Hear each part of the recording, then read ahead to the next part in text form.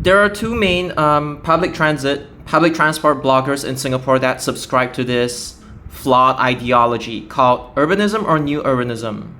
Like, instead of having a combination of buses and trains, like, network resilience, let's say the black lines are the train lines, and let's say these are like the bus lines. They're kind of random.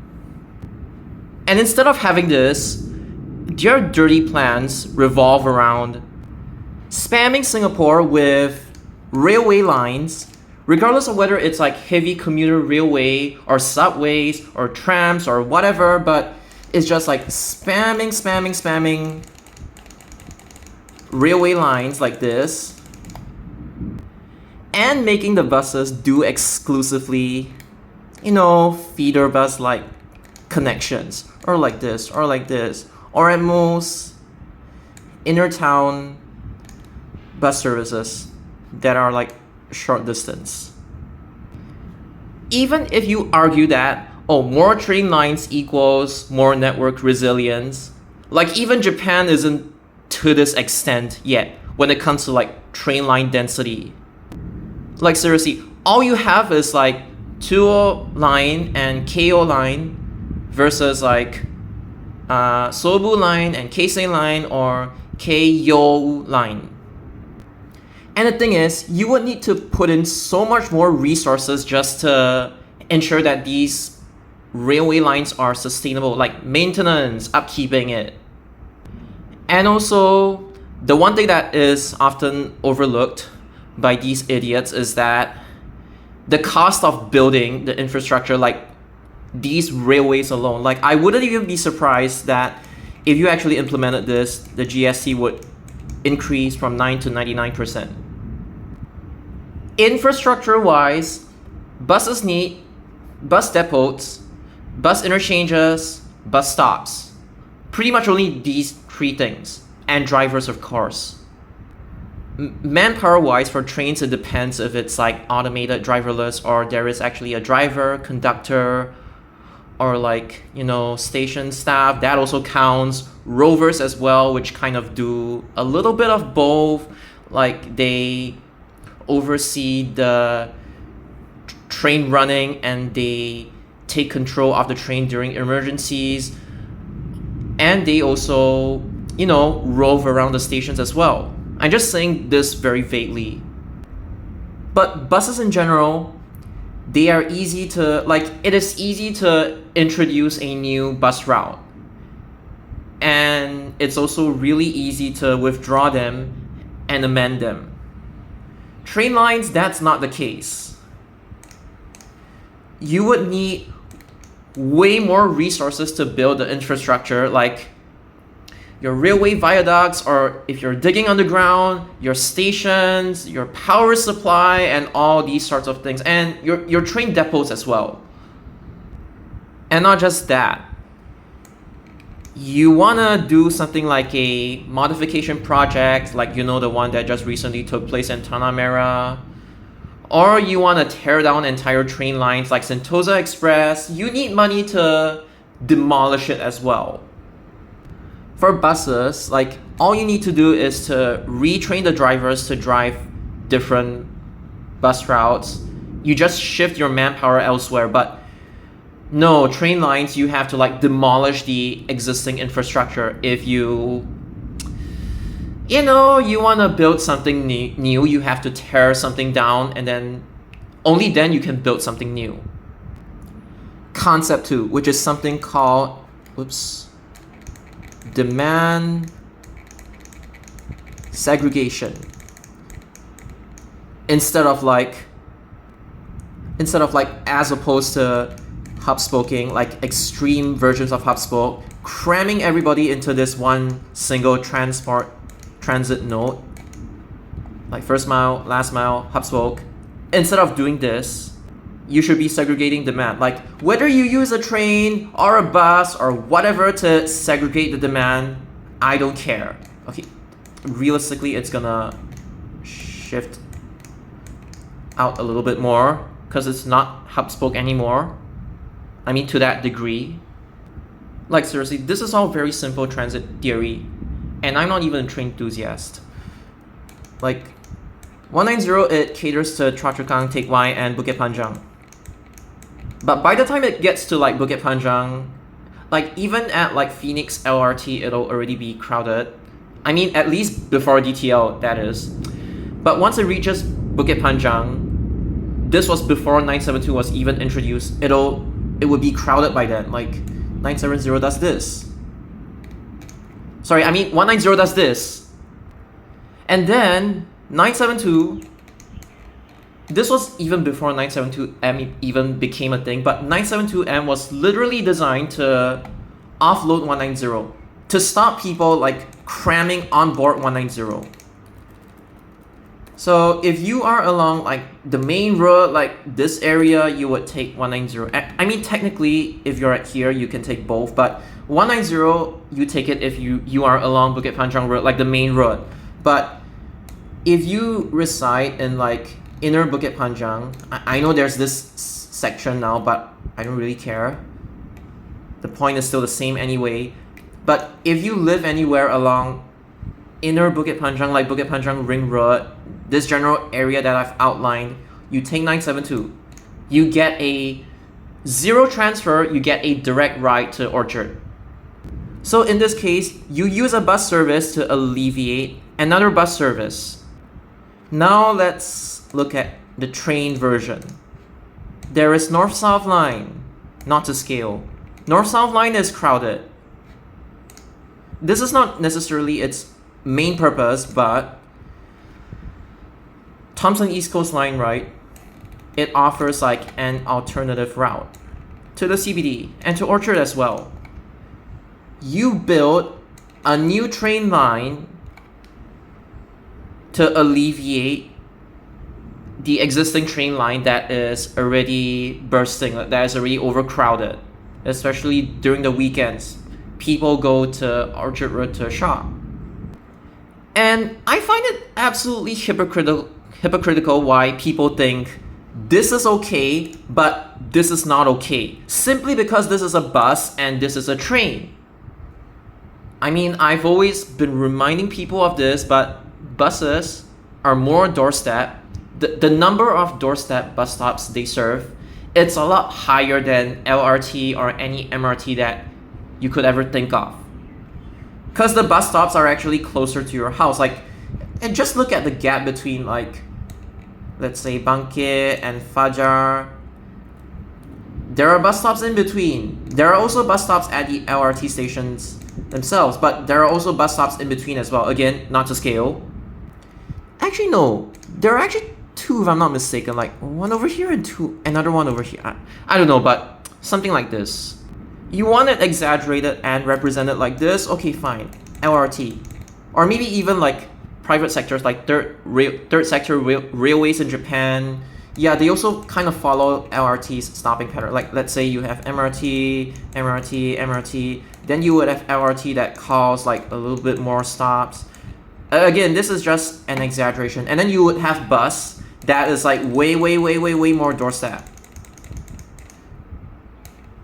The reason why urbanists and new urbanists, they dislike medium to long distance bus services is that they are saying stupid stuff like, oh, because of like, oh, this is higher order transit and this is not so high order transit and this is lower order transit. They're like, no. Every single journey that you make, you must hop swoop from this to this and then from this to this or from this to this. You're not allowed to take buses like medium or long distance because according to my own perceived framework, it is a crime. They will talk like this. But regardless of whether a bus service is like short or long distance, you cannot deny the fact that like whether it's a feeder or a trunk or express, City Direct service, you cannot deny that buses, they call your doorstep. Even if it's like local all stop or if it's like a CDS and or express service. Within like the neighborhood sectors, they call all stop. Then you have to think about it. Where do they want to go? Like people taking 190, people taking 972, like where exactly do they want to go? So I will just very quickly list them out for you. this includes Whitley as well. I'm just gonna put here Stevens, which includes both Stevens MRT and the entirety of Stevens Road. And then Scott's and Orchard Road, I would lump it together as like, Scott's is inside, by the way, like Orchard, Somerset, Dobie-Gott. People taking 190 and 972, they are going to these areas. Take a look at this.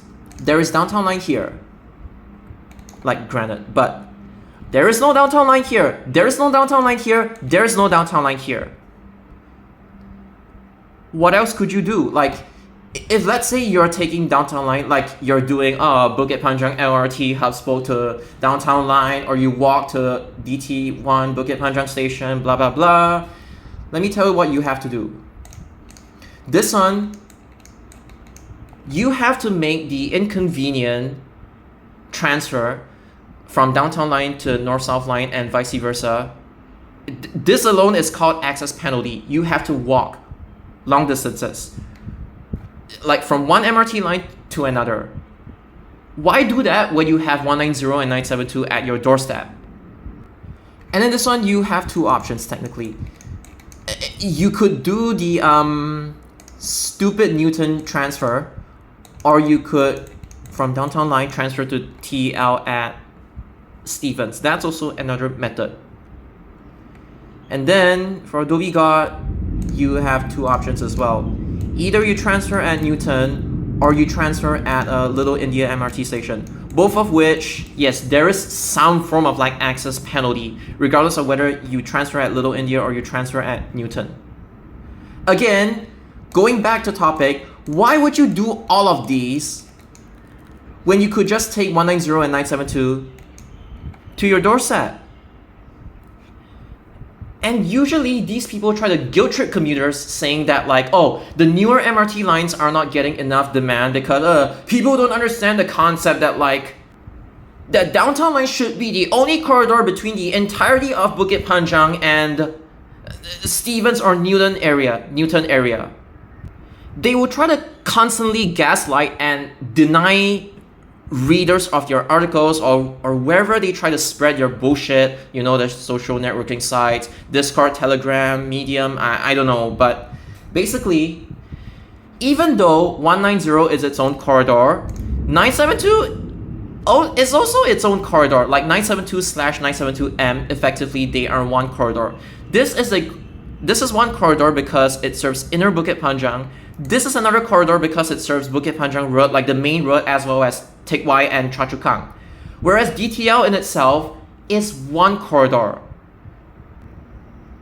And going back to the diagram, right, you only really have access to DTL. I'm not even talking about Bukit Panjang LRT, because from Bukit Panjang LRT to downtown line, you need to like go from like second floor all the way to basement B2F, like basement 2 story, basement 2 floor, whatever you call it. You need to get from 2F to B2F.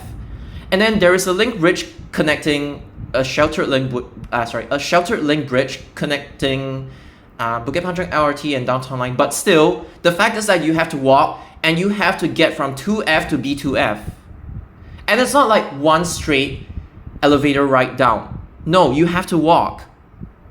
This kind of access penalty alone means that only if you are near the station box, like the exits itself, would it be considered that it would actually be considered that like, oh, you have immediate downtown line access.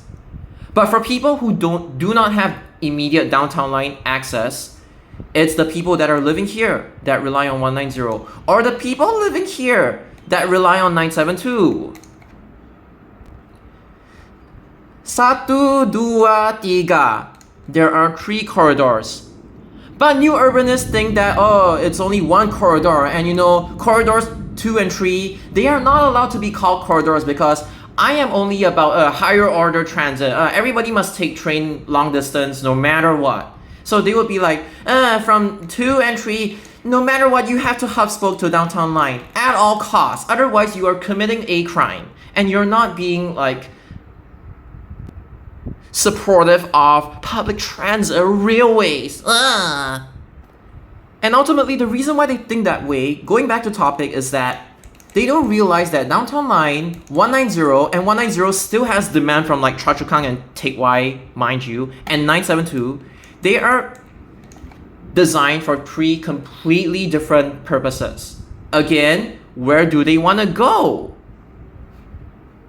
They want to go Orchard, Somerset, and Dhoby Ghaut. And Downtown Line doesn't, it's already bad enough that they don't have like, let's not even talk about the fact that like Downtown Line only has 3 cars. Even if it had 6 cars, I'm just gonna go under the assumption, even though you know that's false, let's just pretend that Downtown Line is 6 cars. Again, like, let's not even talk about the fact that these people within Bukit Panjang, like this general area, they don't even have immediate Downtown Line access in the first place. And the only possible way that they're even gonna get to Downtown Line is via 920, 922. Let's say if you are a diehard hub-spoke fanatic or whatever, I don't know. It's like you still have to take either these feeder buses or Bukit Panjang LRT to even reach Downtown Line. So it's like, let's not even talk about the fact that these people, like along here and along here, they don't even have immediate Downtown Line access in the first place.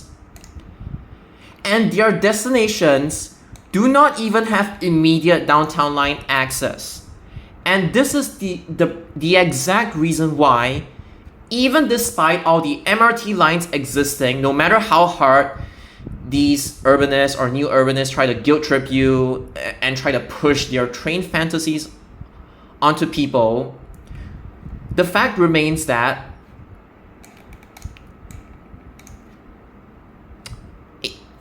I don't know how to say it. Okay, I'll just say it as these bus services actually cater to what commuters really want. They want convenience, they want doorstep. Otherwise, they wouldn't even be using buses or trains in the first place. They just pick the mode that suits their needs the most or is convenient. So for people who are saying, oh, this is the only node that should exist, no. This isn't the only node. This one is a node, this one is a node, this one is a node on its own. It doesn't matter like what type of node it is, whether it's a bus node or a train node or whatever. I don't even understand the definition of node, so please correct me. Because these new urbanists or urbanists in general, they don't understand, they keep thinking that like any node that is parallel or they perceive to be competition to, again, what they perceive as the main node should be wiped out. Like, according to them, these should be wiped out and everybody would cram on Downtown Line. Then again, using the same logic against them, Thomson East Coast Line shouldn't exist. And everybody should just cram on board North-South Line for maximum hub spoke and for maximum cost savings. They are only doing this because the node is a bus and not a train. It's like, I don't understand how they even came to this logic. It's like, they are okay with Singapore spamming like MRT lines. But the moment a bus line is like parallel, and it's not even many bus lines, the moment one bus line is parallel to their MRT line, they would instantly call or lobby for its withdrawal. But apparently spending, like just throwing your money down the toilet for multiple MRT lines in Singapore is suddenly the way to go? Which is why I even brought up the example of, let's withdraw KO line and force everybody on board the 2O line. Let's withdraw KC line, let's withdraw KYO line and force everybody on board Sobu line. Let's withdraw Tsukuba Express and force everybody on board Joban line.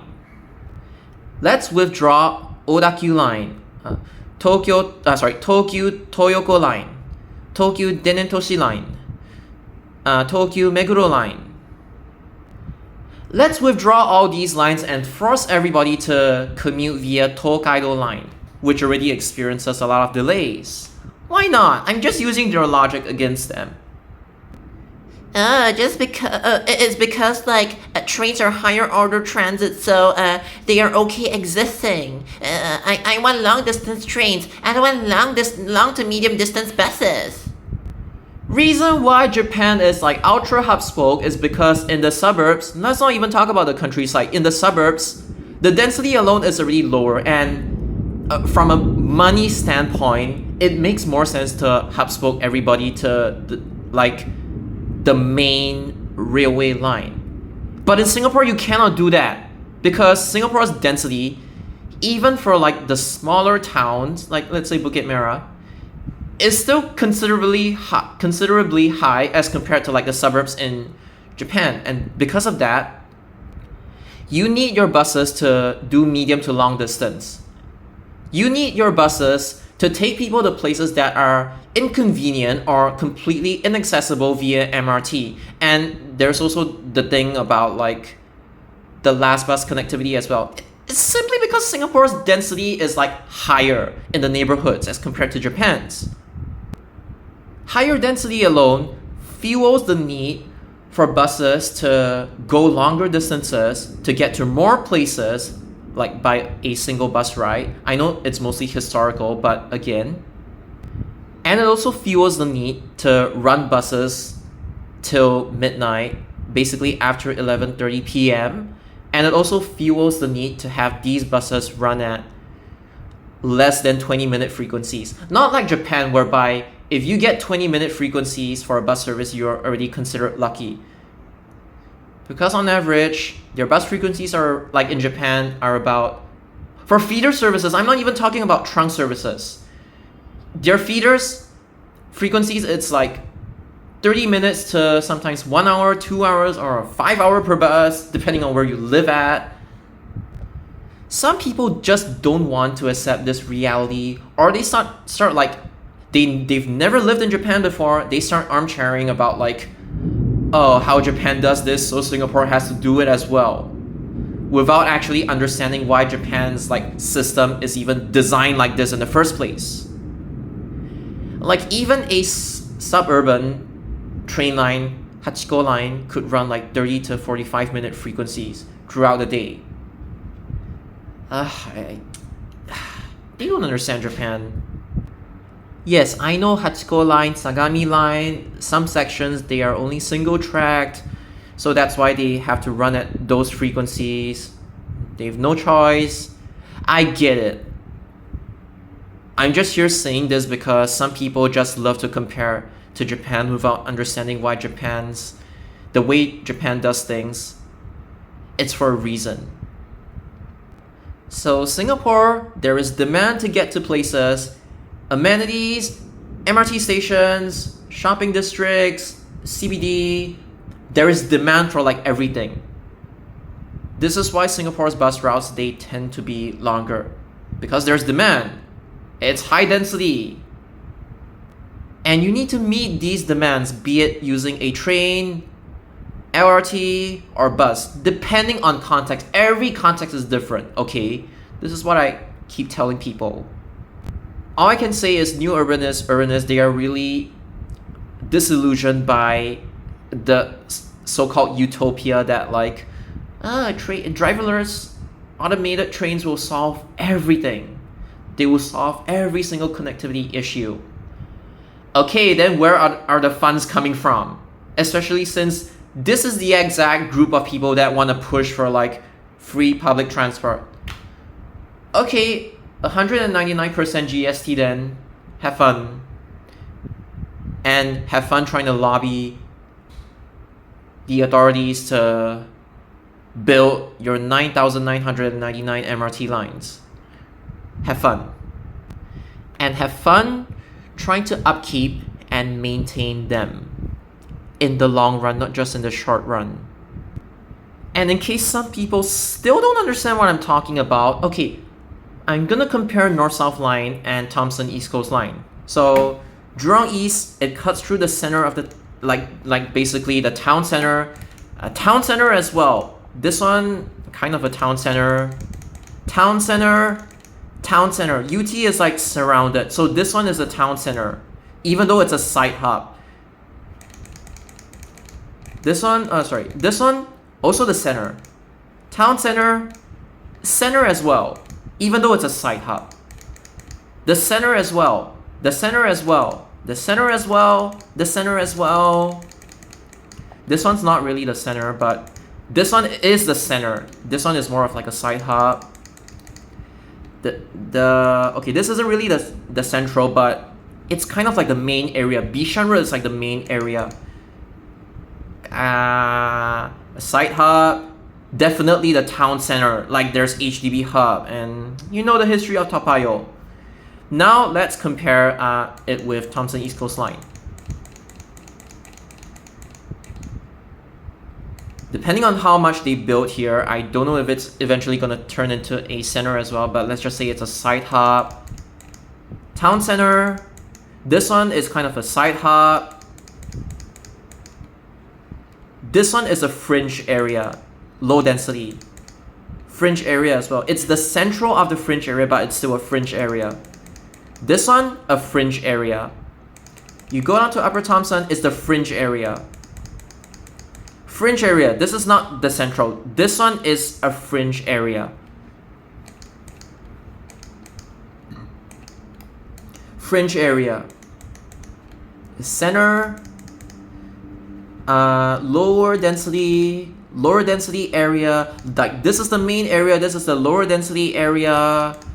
And then it cuts through the CBD. I'm not gonna elaborate on that. Fringe area, fringe area, fringe area. This one is kind of like the town center, like this and this. I don't even know where to classify them because Marine Parade and Marine Terrace, they are kind of like, it's like as you can see from the HDB blocks and then the private housing over here. It's like either this side or this side, it's considered like a linear town. So it's its own thing.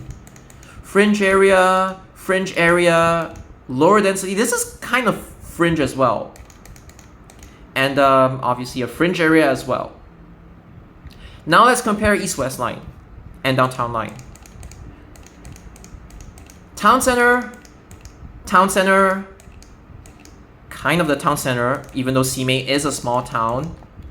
I'm not gonna count this one. A town center, okay, technically the center would be here, but this is like the main hub where all the action is, like bus interchange, New Upper Changi Road, this is, yeah. And then I'm not gonna count this area because then the density is quite varied over here. I'm just gonna go all the way to here. The center as well, even though it's a low density center, lower density center. Interchange station, this is kind of like the center as well. Side hub, center, the center as well. I'm not gonna count this one. This one is definitely the center, in between the north of it and in between Taman Jurong and the top part of it. It's the center. Obviously the center, which is the main hub, and this one is kind of like at the center as well. It's kind of like Marsiling, if you would put it as that. It's like this one is kind of like Marsiling, and this one is kind of like Admiralty. It's the same concept. This, okay, it's not a residential estate. Now let's look at Downtown Line. The center area, kind of. Fringe. This one is a major hub. Fringe. Low density. Fringe. Center. Okay, I don't even know why I'm like looking through here because it cuts through like the centers basically. And then this one is lower density estate. Fringe. Like this is the center and this is the fringe. I mean, technically you could consider this as a center as well, but again, fringe. Actually, they might be centers as well, but whatever. Fringe, center, and where is it? Upper Changi. Fringe. So, you just look at North-South Line and East-West Line. They pass through like the literal town centers. Whereas Downtown Line, it takes the fringe areas. Thomson East Coast Line, it also takes the fringe areas.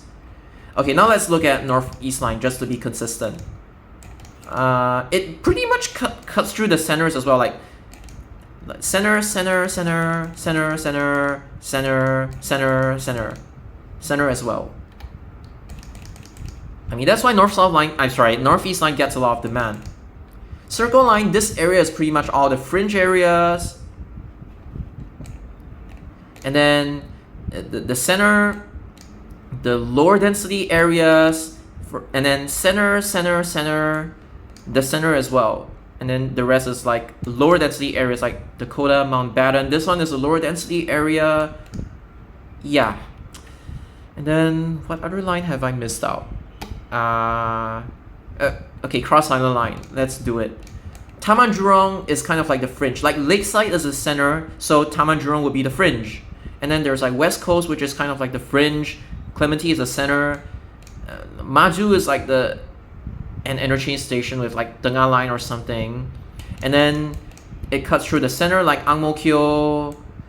Tavistock and Serangoon North. Okay, Tavistock has provisions for an interchange.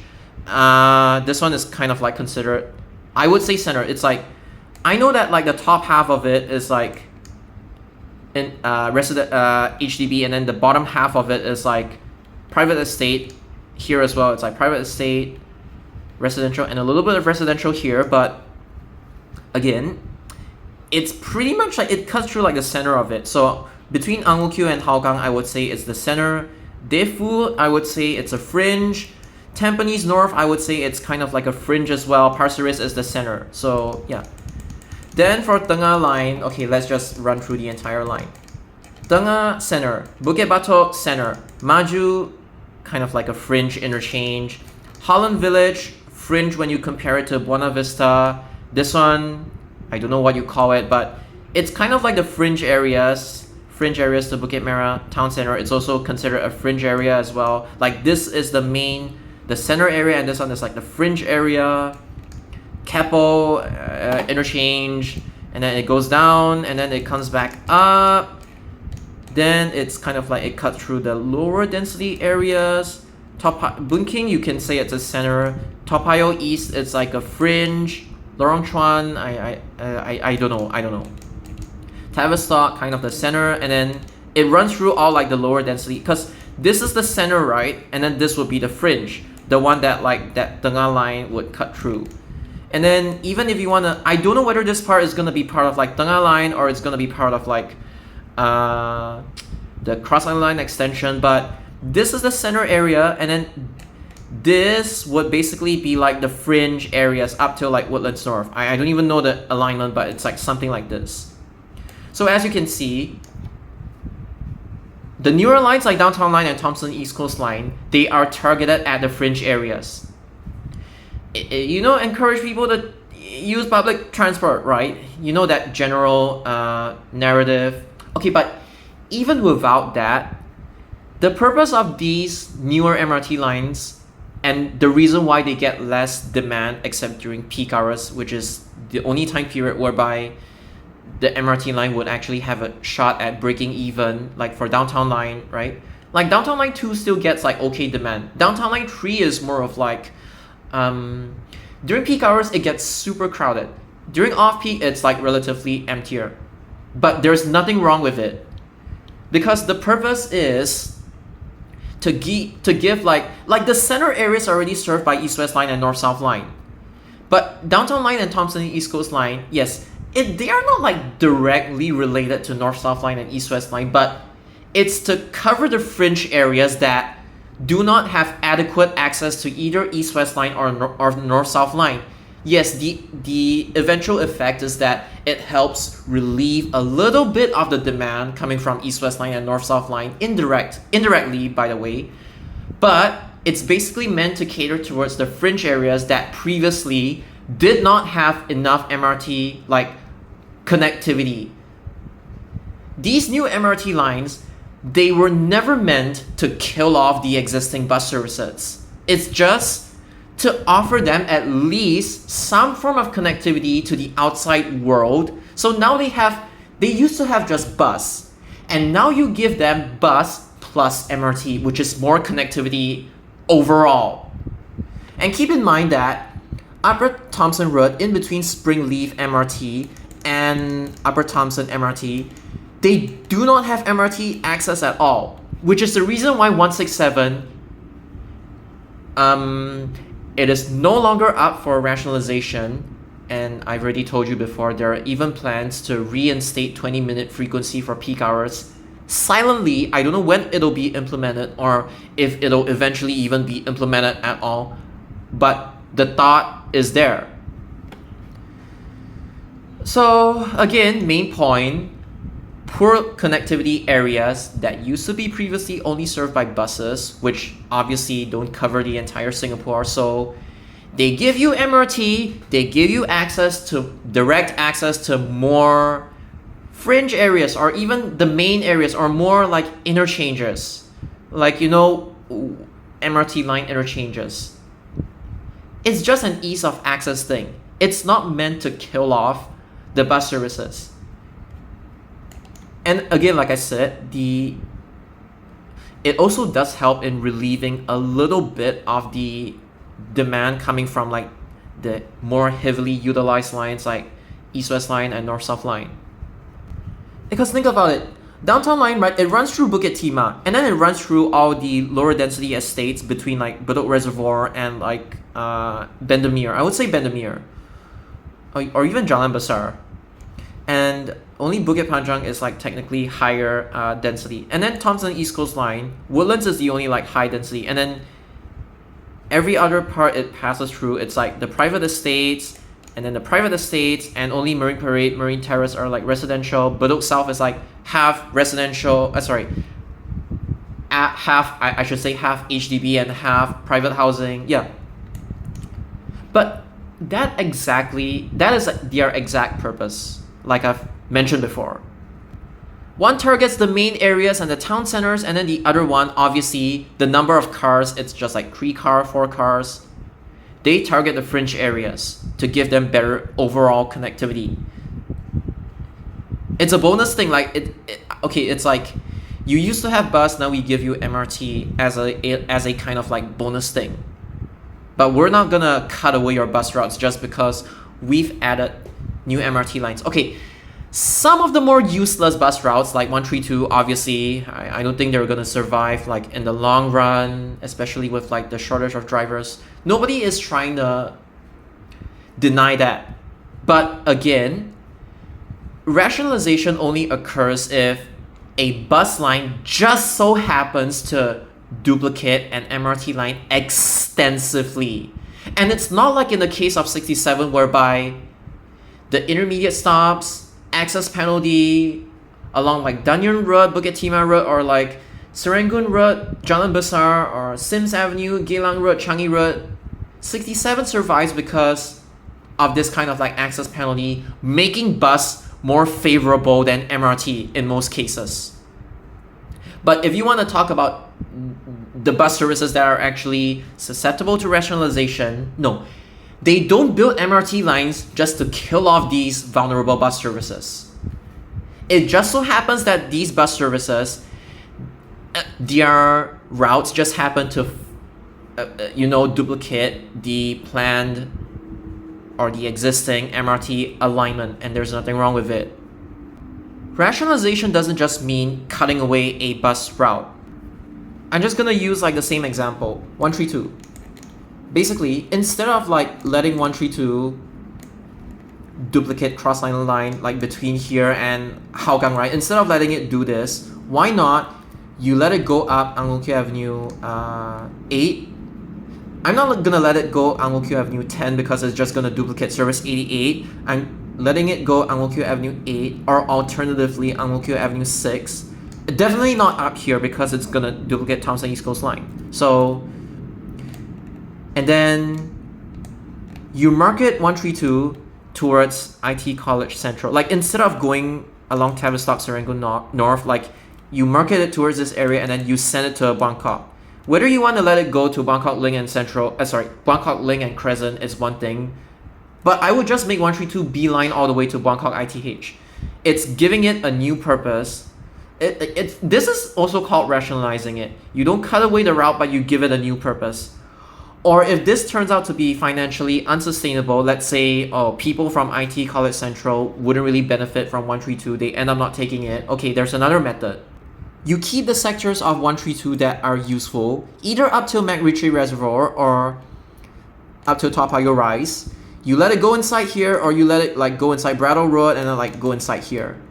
If you want to eat up 235 in the process, feeder bus integration usually doesn't work, but since 235, it's the end of the route is a dead end and nobody takes the feeder bus route through the looping point, pretty much. This kind of like effectively, I know it's a loop service, but effectively bidirectional feeder bus service can be extended. This is one of the rare cases whereby it actually works. Usually it doesn't. So let's say you keep the sectors of 132 that are useful up to either this point or this point, and if you want to merge a feeder service into a trunk, only in this context, it's fine. You just give 132 a new purpose and make it more financially sustainable at the same time. So yeah, this is how rationalization works. You amend the route, you truncate plus amend the route, and yeah. I'm saying this because like nobody is like speaking out against these MRT lines killing away bus services. I'm just saying it depends on the context and it depends on the services that would eventually be affected. Like 132, it's like even right now you already know it's like bleeding money. Even more so than like 93 or 156. I think 132 actually bleeds more than these two services. At least 156 has like some sort of purpose, unique purpose, unlike 132 for the most part. At least 156 is able to survive future MRT rationalizations because obviously 156's the areas that it passes by are unique. Ang Mo Kio Avenue 1, Yio Chu Kang Road is the only service that does this, and it doesn't duplicate 73, blah blah blah. Again, bus rationalization is just a result of the bus route just happening to duplicate the alignment of MRT lines. Once again, they don't build MRT just to kill bus. The bus services get killed off like naturally when they eventually become unpopular. Again, context matters. It's normal, like even without MRT, you have bus duplicating another bus. One of them would eventually, like extensively, one of them would eventually lose its purpose to time anyway. If there's nothing along the route that could potentially save it. And 132, after McRitchie, like anything to the north or northeast of McRitchie, it's gone. There is nothing that would save 132 in the long run. Even before Cross Island Line becomes a thing, there is just no saving the service. Whether they actually choose to retain 132 or not, I don't know. I think even Catholic Junior College is going to move out to Pongo, so that would definitely make 132 tank even further, obviously. See, when your amenities move, shift, your bus services would be affected as well. So it's not just MRT affect bus. No, like CJC moves to Pongo, 132 will be affected as well. The demand. To summarize, bus rationalization is a byproduct. It's not the main purpose, it's a byproduct of introducing new MRT lines to any particular area. Whether the bus or MRT routes succeed or fail, it depends on, do they meet the needs of the residents? And do they cater to people who are actually wanting to go to any particular place? You just have to ask yourselves like this question, be it short, medium, long distance. To end off, know the purpose of your bus service and the bus services that are meant to segregate demand away from existing bus services and the purpose of MRT lines. They are all different. Just because a corridor is a bus and not a train, that doesn't give you the right to just cut that corridor off. No, seriously, like, I don't know why that guy keeps talking about, like, oh, I want to build, like, MRT viaducts above expressways. It doesn't make sense, and even from a like, financial, like, cost perspective, it doesn't make sense as well. Like, who are you exactly serving? The thing is, right, at the very least, the current MRT lines, like, to the north of it, to the south of it, to the east of it, to the west of it, at every single station, they at least serve some form of purpose. And like I've said before, you want to take a look at the expressways, right? Okay, how about this? To the north of PIE, it's all forest. To the east of BKE, it's all forest. And to the west of this portion of BKE, it's Bukit Timah Hill. And it's a forest as well.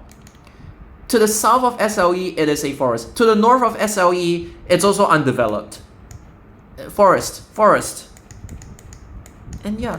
And to the south of, like, East Coast Park,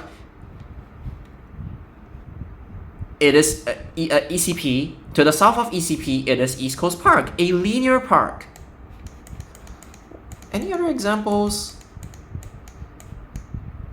Yeah, I think that's pretty much about it. Oh, even KJE as well. To the north of it, it's like it's like mostly forests are undeveloped. To the south of it, there's actually some form of, like, residential. Disalloja, just take a look at the map. It makes no sense to build a fucking MRT viaduct above BK or PIE. Like, it's not gonna serve anyone. Like, you guys complain about, like, city direct services having low fare box recovery rate because of the huge express sectors in between that don't carry or that don't board or disembark passengers, which leads to reduced FRR. You guys bitch about express services and city direct services having this kind of, like, phenomena, whatever you call it. And then your solution is to build MRT viaducts above the places that to the like left or right of it, or to the top and bottom of it, it's all like effectively forest. So you build an MRT line above BKE and PIE. I'm like, who exactly are you serving? You're serving no one, and it's not like, oh, you're cutting through Ing Neo, and I mean, if you're cutting through Ing Neo, I think the residents might complain about, like, the MRT construction, or, like, the noise levels as a result of before or after the construction. Like, you know, monorails make noise, right? You know, trams make noise, right? There's a reason why they built the MRT line along Dunyurn Road and Bukit Timah Road, and not along the fucking expressway, you idiot. No, seriously, like, these urbanists or new urbanists, they really need to think before they talk about, like, and actually give concrete examples about, oh, you want to build an MRT line above BKA and PIE, how are you gonna justify it?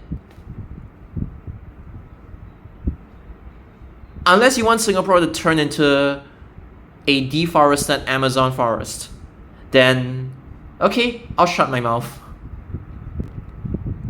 But please actually don't do that.